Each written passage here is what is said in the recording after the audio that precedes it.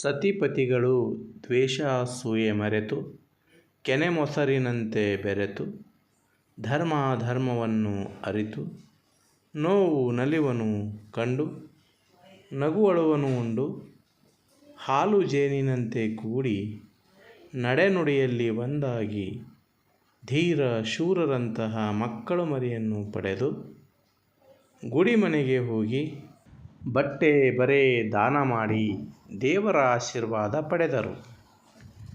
ಈ ಒಂದು ಪದ್ಯದಲ್ಲಿ ಸತಿಪತಿಗಳು ದ್ವೇಷಾಸೂಯೆ, ಕೆನೆ ಮೊಸರು, ನೋವು ನಲಿವು, ನಗುವಳು, ಹಾಲು ಜೇನು, ನಡೆನುಡಿ, ಧೀರ ಶೂರ, ಮಕ್ಕಳು ಮರಿ, ಗುಡಿಮನೆ, ಬಟ್ಟೆ ಬರೆ ಮುಂತಾದವುಗಳೆಲ್ಲ ಜೋಡು ನುಡಿಗಳಾಗಿವೆ.